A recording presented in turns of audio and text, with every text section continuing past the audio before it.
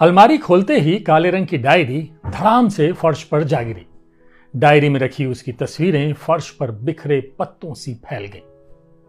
अनायास ही उसकी नजर उस हरे रंग की साड़ी में लिपटी स्नेहा पर पड़ी, जिसे पहन वो कॉलेज के कन्वोकेशन फंक्शन में आई थी। उस दिन की यादें उसके जहन में अच्छे से बसी हुई थी। स्नेहा ने उस दिन पहली बार साड़ी पहनी थी और वो बेहद खूबसूरत लग रही थी। उसकी साड़ी का पल्लू बार बार गिरता था, वो उसे बार बार संभालनी थी। उसने नीचे झुककर सभी तस्वीरों को समेटा, लेकिन उस तस्वीर से उसकी नजरें हट नहीं पा रही थी। उसने अलमारी को तुरंत बंद किया। एक तस्वीर को छोड़ बाकी सारी तस्वीरें और पास पड़ी डायरी को टेबल पर रख दिया। उसके हाथ में वो खास तस्वीर थी। ऐसा लग रहा था जैसे कल ही की बात हो। वो तस्वीर उससे बात करने लगी थी। उसे ठीक से याद था कि उस दिन कॉलेज का आखिरी दिन था। वो उससे कुछ कहना चाहता था, लेकिन उसके सामने आते ही उसके शब्द अपने अर्थ भूल जाते। उसने बताया था कि वो उसकी मां की साड़ी है। उस दिन स्नेहा से बिना पूछे उसने अपने मोबाइल से ढेर सारी तस्वीरें खींच ली थी। कैमरे में पलों को कैद करना उसे भली भांति आता था।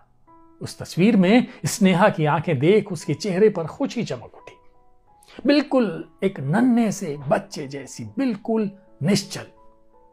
तस्वीर के करीब आकर उसने स्नेहा की आंखों में देखा और कुछ सवाल किए, लेकिन उसे कुछ जवाब नहीं मिला।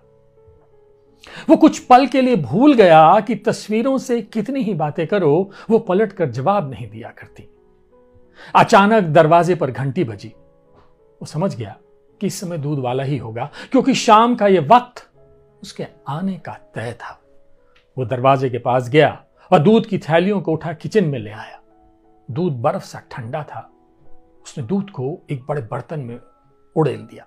गैस ऑन हो चुकी थी। आग की लपटें बर्तन को गर्म करने में संघर्षरत दिखाई देने लगी और बीती पुरानी यादों के बादलों ने उसे फिर से घेरा। अभय, तुम मेरे गहरे दोस्त हो और यहां केवल तुम ही हो जिससे मैं अपनी सारी महत्वपूर्ण बातें कर लेती हूं। आज कॉलेज का आखिरी दिन है। मुझे पता है मैं बहुत अजीब लड़की हूं।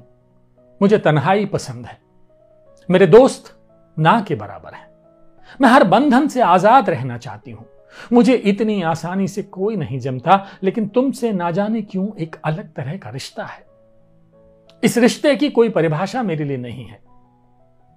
गोया मैं तुम्हारे सिवा कुछ याद रखने लायक नहीं। अब मैं अपने घर देहरादून चली जाऊंगी, पहाड़ों के बीच। क्या तुम कभी आओगे मुझसे मिलने? प्रश्न इतना कठिन नहीं था, लेकिन वह जवाब न दे सका। उसकी आंखें आंसुओं से भरी थीं और स्नेहा का यह सवाल खारे पानी में आज तक वहीं तैर रहा था। इस प्रश्न का जवाब ना तो उसके पास बीते कल में था, ना ही उसके वर्तमान में। अतीत के काले पन्नों पर उसकी यादों के मोती सितारे बन अब भी उसकी सूनी रातों में उम्मीद के दिए बन जाते, जिनकी रोशनी में बैठ वो कुछ शब्दों को बुन प्रेम जुलाहा बन जाता। लेकिन शब्दों का जो जाल वो बुनता, उसमें खुद ही हमेशा उलझ कर रह जाता। दूध उबाल मार चुका था। कुछ दूध किचन स्लैब पर फैल गया। उसने तुरंत गैस बंद की और कपड़े की मदद से बर्तन को गैस से उतार लिया। उसी कपड़े से उसने स्लैब को साफ किया और टेबल के पास रखी कुर्सी पर आ बैठा। टेबल पर पड़ी डायरी और ढेर सारी तस्वीरें उसके अतीत के अनकहे दस्तावेज थे, जिसमें बहुत कुछ छिपा हुआ था। तभी उसकी नजर स्नेहा की दूसरी तस्वीर पर जा टिकी। तस्वीर कॉलेज ट्रिप की थी। कॉलेज ट्रिप की बस में खिड़की के बिल्कुल पास वाली सीट पर बैठी स्नेहा दूर फैले समंदर को गहरे से जांच रही थी, मानो वो उसकी गहराई मापने की कोशिश कर रही हो। यह तस्वीर भी अभय ने खुद चुपके से ली थी। गोवा की वो शाम, जब सभी बस से उतरकर समुद्री बीच का आनंद उठा रहे थे, तब भी स्नेहा उस खिड़की को छोड़ने को तैयार नहीं थी। समंदर से आने वाली हवाएं उसके बालों को उसके चेहरे पर फैलाने की कोशिश कर रही थी और दूसरी ओर वो उन्हें हटाने की असफल कोशिश। दोनों के मध्य एक अजीब सा युद्ध चल रहा था। लेकिन खामोशी की परतें ज्यों की त्यों बनी हुई थी। स्नेहा के विचारों का द्वंद्व उसके अंतर्मन को कुरेद रहा था। अभय भी बस के दूसरे कोने से उसे निहारे जा रहा था। सूरज की रोशनी मंद पड़ गई। बाहर शाम का रंग गहरा संतरी होने लगा था। धीरे धीरे अंधेरा पसरने लगा। आसपास स्ट्रीट लाइट जल गई और पुनः प्रकाश ने अंधकार पर विजय प्राप्त कर ली थी। लेकिन दूर समंदर पर अंधेरे का कब्जा अभी था। तुम क्यों नहीं गई बाहर समुद्री बीच पर? देश भर से लोग आते हैं यहां, और तुम हो कि इसी खिड़की से गोंद की तरह चिपकी हुई हो। स्नेहा ने अभय की ओर देखा और हल्की सी हंसी उसके चेहरे पर उतर आई। जब मुझे यहीं से सब कुछ दिखाई दे रहा था तो बेवजह वहां क्यों जाया जाए? समंदर की आती जाती लहरों को पास जाकर छूने का मन तो बहुत था, लेकिन मुझे डर था कि उन्हें छूने से कहीं उनकी खूबसूरती बिखर कर बर्बाद ना हो जाए। तुम्हें पता है अभय कि कई बार पास जाने से चीजें आउट ऑफ फोकस हो जाया करती हैं, फिर सब कुछ धुंधला प्रतीत होता है। वो चुपचाप उसकी बातें सुने जा रहा था। वो लगातार बिना रुके बोल रही थी। उसकी बात अभी खत्म नहीं हुई थी। तपता सूरज कैसे डूबकर शांत हो गया। देखा तुमने? था ना खूबसूरत? ये खूबसूरती हम दूर से ही महसूस कर सकते हैं, करीब से तो बिल्कुल नहीं। मेरी बात छोड़ो, तुम भी तो नहीं गए बाहर। तुम किसे निहार रहे थे इस बस में अभय बाबू? वो फिर से मुस्कुरा दी। वो भी उसकी बात पर मुस्कुरा दिया। उसके पास इस सवाल का भी कोई जवाब नहीं था। वे दोनों अंधकार में डूबे समंदर को निहारने लगे। पानी की लहरें अब शांत हो चुकी थी, जैसे उन्हें सभी सवालों के जवाब मिल गए हों। हवा के एक तेज झोंके ने खिड़की को जोर से झिंझोड़ा। डायरी के पन्ने फड़फड़ाने लगे। सभी तस्वीरें एक बार फिर फर्श पर बिखर गईं। मौसम का मिजाज ठीक नहीं लग रहा था। डायरी में लिखे शब्द बाहर झांकने लगे थे। अभी कुछ साल पहले यह डायरी स्नेहा ने उसे डाक द्वारा भेजी थी।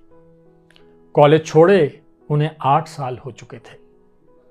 उसके हर जन्मदिन पर वो उसे किताबें भेजना नहीं भूलता, क्योंकि स्नेहा को किताबों से इश्क था। किताबों के पन्ने की खुशबू उसे अभय के करीब रखती थी। किताबें भेजने का सिलसिला आज भी जारी था। हर जन्मदिन पर स्नेहा को भी उसकी भेजी किताबों का इंतजार रहता था। अब फोन पर भी बातें नहीं हो पाती थी। पिछली बार वो चिंतित थी कि उसका परिवार उसकी शादी के बारे में सोच रहा है। वो शादी जैसे बड़े सामाजिक बंधन में बंधना नहीं चाहती थी। वो स्वतंत्र थी और स्वतंत्र ही रहना चाहती थी। अपने माता पिता की आपसी कलह ने उसका इस सामाजिक रीति से विश्वास उठा दिया था। वो हर रिश्ते को जीना चाहती थी, लेकिन बिना शर्त के, बिना किसी बंधन के। वो जानती थी कि अभय उसे बेहद प्यार करता है। उसने उसकी आंखें पढ़ रखी थी। वो उसके खामोश लबों में दबे शब्दों के अर्थ भली भांति जानती थी, लेकिन वो इस प्यार के रिश्ते को किसी बंधन के तले दबा नहीं देख सकती थी। वे एक दूसरे को कभी खुलकर कुछ ना कह पाए। दोस्ती की दहलीज लांघ चुका यह रिश्ता दोस्ती तक ही सीमित नहीं था, बल्कि इस रिश्ते के मायने उनके लिए कहीं अधिक थे। डायरी में लिखे एक एक शब्द उनके प्रेम की गवाही दे रहे थे, लेकिन खामोशी से, बिना किसी शोर शराबे के।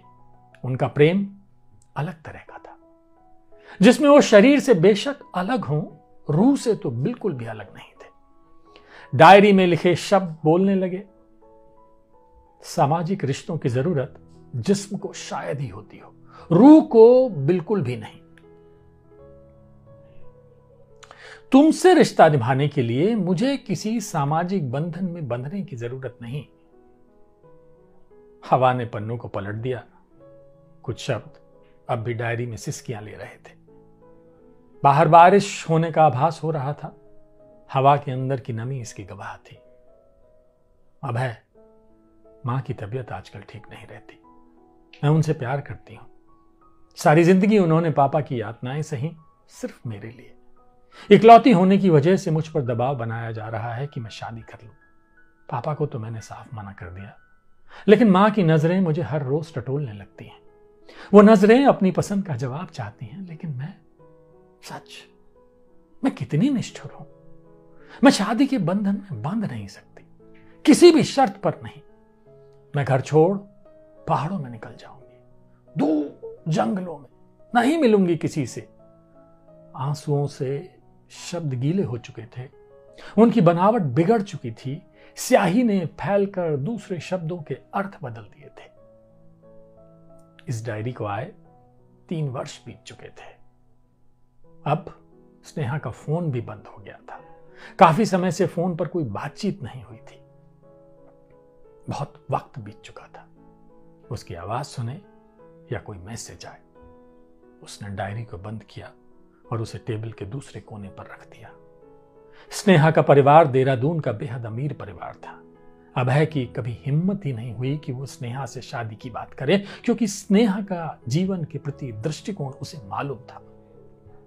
वो अपने बीच पनपे प्यार के रूहानी रिश्ते को इस तरह से चलाकर निभाकर भी बेहद खुश था। वे दूर रहकर भी एक दूसरे को बेइंतहा मोहब्बत करते थे। वे ऐसे सफर के राही थे जिस पर वो बिना मिले भी जन्मों तक साथ चल सकते थे। वो पास ना होकर भी हर पल उसके आसपास होती, उससे बतियाती, कभी तस्वीरों के माध्यम से तो कभी डायरी में लिखे शब्दों के जरिए से। उन्हें बात करने के लिए किसी सांसारिक माध्यम की जरूरत नहीं थी। उनके रूहानी तार जुड़ चुके थे, लेकिन अब वो चिंतित था क्योंकि बहुत दिनों से स्नेहा का कुछ अता पता नहीं था। बादलों की उदासी और बरसता पानी उसे बेचैन करने लगा था। गिरते पानी में अब पहले से संगीत नहीं था। बेवक्त बेवजह आकाश में बिजली का कड़कना और हवाओं का गैर वक्त में जोर जोर से चलना कई बार उसके जहन में एक अजीब सा डर पैदा कर देता। उसने पूछा था, क्या मुझसे मिलने आओगे पहाड़ों में? वो कहीं मेरे इंतजार में तो नहीं है? उसे कुछ हो तो नहीं गया होगा? कहीं उसने कुछ कर? नहीं नहीं नहीं, अरे नहीं, वो इतनी कमजोर भी नहीं। उसके अंतर मन में असंख्य सवाल दस्तक देने लगे। उसके अंदर बहुत शोर होने लगा। वो बेचैन हो गया। उसने अलमारी के ऊपर रखे बैग को उठाया और सारी तस्वीरें, डायरी और सभी यादों को उसमें उड़ेल दिया। तुम्हारी अमानत तुम्हें लौटाने आ रहा हूं, क्योंकि ये मुझे न जीने देती हैं न ही मरने देती हैं। तुम्हारी यादों में लिपटी ये तस्वीरें मुझसे हर रोज बतियाती हैं। इस डायरी के फड़फड़ाते पन्नों का मेरी नींदों पर कब्जा हो गया है। मेरे जीने में, मेरे मरने में बस तुम ही हो। तुम मेरे बगैर रह सकती हो, लेकिन मैं नहीं। मैं तुम्हारी तरह नहीं था। तुमने मुझे अपनी तरह बनाया। मैं आ रहा हूं तुम्हें अपनी तरह बनाने, जहां हम एक दूसरे को देख सकें, सुन सकें और अंतर्मन से निकले एक एक शब्द को महसूस भी कर सकें। स्नेहा की जुदाई अब उससे बर्दाश्त नहीं हो रही थी। उसकी रूह अब स्नेहा की तलाश में निकल पड़ी। अब है अपना सब्र खो चुका था। हवा मंद हो चुकी थी। हल्की बूंदाबांदी के साथ बिजली की गर्जना कहीं दूर तक रुक रुक कर सुनाई दे रही थी। बादलों के झुरमुट ने अब भी अनंत आकाश को अपने आगोश में ले रखा था। बादलों के छा जाने से मौसम में उमस सी पैदा हो गई थी। कुछ उदासी भरी थी कल रात की बारिश, जैसे उसे बादलों से कुछ शिकायत हो। हवा में वो पहले सी नमी नहीं थी, कुछ कसमसाहट थी, जैसे टूटा हुआ दिल करा रहा हो। बादलों की गर्जन में एक अजीब सा शोर था। ऐसा लग रहा था कि दिल कहीं टूट कर बिखर गया हो। कुछ न हुआ था मौसम में। यूं बेवक्त बेवजह बारिश नहीं हुआ करती। वो चल पड़ा था अपनी मंजिल की ओर, जहां उसका दिल पड़ा था। 8 साल हो गए थे उससे मिले। रेलवे स्टेशन की वो आखिरी मुलाकात उसके जहन में ज्यों की त्यों अंकित थी। ट्रेन लेट होने के कारण उन दोनों ने उस दिन काफी समय एक साथ गुजारा था। ये क्या लाए हो मेरे लिए? स्नेहा ने उसके हाथ में थमे पैकेट को देखते हुए पूछा। कुछ खास नहीं, बस यूं ही है, तुम घर जाकर देख लेना। अभय ने उस पैकेट को उसके हाथ में दे दिया था। तुम्हारे पास जो मेरी तस्वीरें हैं ना, संभाल कर रखना उन्हें। हो सके तो डेवलप कराकर मुझे भेजना, क्योंकि मैं चीजों को ज्यादा संभाल नहीं पाती हूं। वो इस शहर की यादें हैं और वो तस्वीरें तुमने ली हैं। यह बात मेरे लिए ज्यादा मायने रखती है। बिल्कुल तुम चीजों को संभाल नहीं पाती हो और मैं दूर नहीं कर पाता हूं। वो मुस्कुराए बिना ना रह सका। ठीक कहा तुमने। तुम बहुत अच्छे से चीजों को संभाल और सहेज लेते हो। जब कभी मुझे जरूरत होगी तो तुमसे ये मांग लूंगा। अभय ने हाँ में सिर हिलाया। वो उसके जाने से दुखी था, लेकिन वो अपने मन के आईने पर आई खरोंचों को छिपाने का प्रयास भी कर रहा था। ये भी तुम्हारे लिए लाया हूं, लंबे सफर में मिठास बनी रहेगी। कहते हैं कि जब दोस्त बिछड़ते हैं तो मीठा भेंट करना चाहिए, यादें मीठी रहती हैं। उसके हाथों में चॉकलेट का बड़ा पैकेट देख वो मुस्कुराई। तुम भी अब है बहुत मासूम हो, तुम्हारे जैसे दोस्त अब कहां मिलते हैं इस दुनिया में। ये कहते हुए स्नेहा ने वो पैकेट भी अपने बैग में रख लिया। तभी ट्रेन आने की अनाउंसमेंट होने लगी। शांत बैठे लोगों में हलचल हुई। ट्रेन का वो डिब्बा ठीक उनके सामने था जिसमें उसको जाना था। खिड़की वाली सीट उसे पहले से ही पसंद थी। वो सारा सामान लेकर अपनी सीट पर जा बैठी। अभय वहीं जड़वट खड़ा था। खिड़की से वो उसे निहार रही थी। ट्रेन चल पड़ी। बहुत कुछ छूट रहा था। उन दोनों ने हाथ हिलाकर एक दूसरे को अंतिम सलाम दिया। धीरे धीरे सामने का दृश्य बदल गया। वो जा चुकी थी, लेकिन बहुत सी यादें छोड़कर जिन्हें बीते दिनों में उन्होंने एक साथ जिया था। एक पैकेट में किताबें थी। पैकेट में किताबें यादें बंद स्नेहा के साथ जा चुकी थीं। उसे उम्मीद थी कि वो किताबें स्नेहा को उसकी याद दिलाती रहेंगी। कोई है जो दुनिया में उसे सबसे ज्यादा प्यार करता है। प्लेटफॉर्म पर खामोशी थी। उसके शब्द हवा में तैरते हुए प्रतीत हो रहे थे। वो वर्तमान के कठोर धरातल पर खड़ा था। देहरादून के पहाड़ उसका इंतजार कर रहे थे। डायरी और फोटोग्राफ्स दोनों को उसने संभाल लिया था। वह अतीत से वर्तमान के सफर में झूल रहा था। पहाड़ों के बीच बसे इस शहर ने आखिरकार उसे बुला ही लिया। घर का एड्रेस उसके जहन में लिखित था। बहुत बड़े घर के सामने वो अपनी यादों और उम्मीदों का बैग लिए खड़ा था। डोरबेल बजाए 5 मिनट बीत चुके थे। काफी इंतजार के बाद उसने फिर बटन दबा दिया। दरवाजा खुलने की आवाज एक उम्मीद लिए हुई थी। क्या चाहिए बेटा? एक अधेड़ उम्र के व्यक्ति ने दरवाजा खोला और प्रश्न किया। देखने में वो घर का नौकर प्रतीत हो रहा था। अभय ने कोई जवाब नहीं दिया। उसने बैग खोलकर एक तस्वीर निकाली और उस बूढ़े व्यक्ति के हाथ में थमा दी। उसकी आंखें उस तस्वीर को देखने के बाद अभय के चेहरे पर टिक गईं। वे आंखें उसके चेहरे पर फैले इंतजार और उम्मीदों की लकीरों को पढ़ने की कोशिश करने लगी। तुम अभय हो ना? उसने हां में गर्दन हिलाई। वह हैरान था कि यह बूढ़ा उसका नाम कैसे जानता है। वो दोनों आलीशान घर के अंदर दाखिल हो गए। घर में एक अजीब सी शांति फैली हुई थी। इतने बड़े घर में वहां उसे कोई दिखाई नहीं दे रहा था। स्नेहा बिटिया ने तुम्हारे बारे में मुझे बताया था। मुझे पता था कि तुम एक दिन जरूर आओगे, उस बुजुर्ग ने पानी का गिलास थामते हुए कहा। उसकी आंखों में एक अजीब सी खुशी थी। अभय ने एक घूंट में सारा पानी पी लिया। अभय की नजरें घर में कुछ ढूंढ रही थी, लेकिन वहां सूनेपन के अलावा कुछ नहीं था। घर में कोई नहीं है क्या? सब बाहर गए हैं क्या? अभय ने सामने एक तस्वीर को निहारते हुए पूछा। शायद वो तस्वीर स्नेहा के मम्मी पापा की थी। नहीं, साहब और नई मेम साहब दोनों बिजनेस पार्टी में गए हैं। घर तो सिर्फ सोने आते हैं, वो भी आधी रात तक। ये स्नेहा की मम्मी है। उसने तस्वीर की ओर इशारा किया। चलो बेटा, हम स्नेहा के कमरे में चलते हैं। लंबे सफर से आए हो, थोड़ा सुस्ता भी लेना। अभय के सवाल को अनसुना कर वो बुजुर्ग ऊपर की ओर जा रही सीढ़ियों की ओर चल पड़ा। अभय भी उसके पीछे हो लिया। स्नेहा के कमरे का दरवाजा खोला। दरवाजे के पीछे दरवाजे धूल में ऐसे रमे हुए थे जैसे महीनों से वो कमरा ना खोला गया हो। जहां जहां कदम पड़ रहे थे, जूतों के निशान फर्श पर जो कि त्यों बन रहे थे। तुम डायरी और तस्वीरें लाए होगे। उसने मुझे बताया था कि एक दिन अभय आएगा कुछ यादों के साथ। उन यादों को संभाल लेना। बुजुर्ग की आवाज में भावुकता आ गई। उसके शब्द नम थे। स्नेहा कहां है? मुझे उससे मिलना है। मुझे कुछ ठीक नहीं लग रहा। धूल में ढके कमरे की तरह उसके सवालों के जवाब भी अस्पष्ट थे। सब ठीक तो है ना? अभय के शब्द लड़खड़ा रहे थे।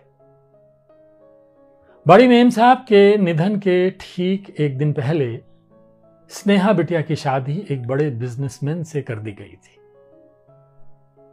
मां के बहते आंसुओं और उनकी अंतिम इच्छा के आगे वो ठहर सी गई थी, जैसे एक आजाद बहते दरिया पर बांध लगाकर उसका रुख बदल दिया गया हो। वो चुप थी, इतनी चुप मैंने उसे कभी नहीं देखा था। शादी? लेकिन वो तो अभय के हाथ से डायरी और तस्वीरें छूटकर धूल से भरे फर्श पर जा गिरे। वो भी घुटनों के बल वहीं बैठ गया। उसकी सांसें उसके सीने में दफन हो गईं। धड़कनों का स्पंदन मंद सा पड़ गया। ये तुम्हारी किताबें जो तुम बिटिया को भेजते थे, वो मुझे दे गई थी और कहा था कि जब कभी तुम आओगे तो लौटा देना। बुजुर्ग ने दूर पड़ी टेबल की ओर इशारा करते हुए कहा। किताबें मिट्टी से भरी हुई थी। अभय ने डायरी, तस्वीरों को फर्श से उठाना शुरू कर दिया। उसकी आंखें आंसुओं से भर गईं। नम पलकें खारे पानी का बोझ सह न सकीं और गालों के रस्ते लुढ़कते हुए उस कमरे की धूल में समा गईं जिसमें स्नेहा की यादें थी। टेबल पर रखी किताबों को भी उसने अपने बैग में रख लिया। और कुछ भी कहा था उसने बुजुर्ग की आंखों में झांकते हुए पूछा। अभय को यादें संभालने का शौक है, वो इन्हें जरूर संभाल लेगा। बुजुर्ग की आंखें भी आंसुओं से भर चुकी थी। क्या मैं उससे मिल पाऊंगा? क्या वो इसी शहर में है? अभय ने सवाल किया। बुजुर्ग ने कोई जवाब नहीं दिया और वो कमरे से बाहर चला गया। अभय ने बैग को प्यार से उठाया। वो पहले से ज्यादा भारी हो चुका था, लेकिन उतना नहीं जितना बोझ उसके दिल पर था। उसके कदम कमरे से बाहर की ओर चल पड़े। तभी अचानक उसका पैर पास पड़ी कुर्सी से टकराया और वो बैग समेत फिर फर्श पर गिर गया। बैग गिरकर खुल गया। डायरी, पुस्तकें, तस्वीरें फिर से उस कमरे में फैल गई, जैसे वो जगह उन्हें छोड़ना ना चाहती हो। अभय के पास अब कुछ नहीं था। सारी उम्मीदें गर्त में समा चुकी थी। उसके शरीर में कोई हलचल नहीं थी। वो निष्प्राण पड़ा हुआ था। तभी उसके शरीर में थोड़ी हलचल हुई। वो दौड़ पड़ा नीचे की ओर। वो अब उस बुजुर्ग के सामने था। वो अभय की आंखों के तैरते सवालों को पढ़ रहा था। स्नेहा अब कहां है? क्या मुझे बता सकते हो? वो गिड़गिड़ाते हुए बोला। उसके शब्द थके हुए से लग रहे थे। नहीं पता। मतलब? जाने से पहले वो आई थी यहां। वो उस सामाजिक रिश्ते को त्याग फिर से स्वतंत्र हो गई थी जो उस पर थोप दिया गया था। अब वो कहां है? वो ही नहीं जानता। किसी ने उसको खोजने की कोशिश नहीं की। करता भी कौन? वो अक्सर तुम्हारी बातें मुझसे करती थी। उसका सिर्फ एक ही रिश्ता था, वो था तुमसे। अपने जन्मदिन पर उसे हर साल तुम्हारे गिफ्ट का इंतजार रहता था। उसे पाकर वो बहुत खुश होती थी। वो भावुकता भरे शब्दों से स्नेहा की मनोदशा का वर्णन कर रहा था। अभय शांत था, जैसे ज्वार भाटा के बाद सागर, लेकिन उसके अंदर के तूफान को वो रोक नहीं पा रहा था।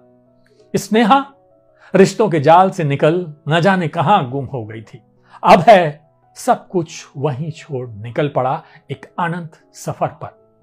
अब कोई मंजिल नहीं थी, सिर्फ था तो एक सफर। वो ना होकर भी उसके साथ थी। उसकी यादें उसके अंतर्मन में बसी थी। वो सारा सामान वो कमरे में छोड़ आया था, लेकिन हरे रंग की साड़ी में स्नेहा की वो तस्वीर अब भी उसके साथ थी। उसने अपना वादा निभा दिया था, मिलने का वादा, लेकिन उसे नहीं पता था कि यह उसकी अंतिम मुलाकात होगी। नदियां पहाड़ों से सागर की ओर सफर करती हैं, लेकिन उसने तो सागर से पहाड़ों की ओर का सफर कर लिया था। वो निकल पड़ा था उसे खोजने, लेकिन विपरीत दिशा में। अब वो उद्गम की ओर चल पड़ा था, ना कि मंजिल की ओर, क्योंकि स्नेहा को पहाड़ पसंद थे, जहां से नदियों का जन्म होता है। अब वो सागर की ओर जाना नहीं चाहता था, क्योंकि सागर में तो बड़ी से बड़ी नदी अपने अस्तित्व को दांव पर लगाकर लुप्त हो जाती है। बस तेजी से दौड़े जा रही थी। बर्फ से लदी चोटियां उसे पुकार रही थी। वो उनसे भी आगे निकल जाना चाहता था। वो आज खिड़की वाली सीट पर बैठा था, जिसे स्नेहा को पसंद था। पहाड़ों से आती ठंडी हवाएं उसके हाथ में पकड़ी तस्वीर से टकरा रही थी। तस्वीर फड़फड़ा रही थी, जैसे वो अभय से कुछ कह रही हो। वो उसकी बातें स्पष्ट रूप से सुन रहा था। सारे शब्द पहाड़ों पर फैल गए। सफर जारी था, न जाने कब तक। ये कहानी मैंने आपको सुनाई।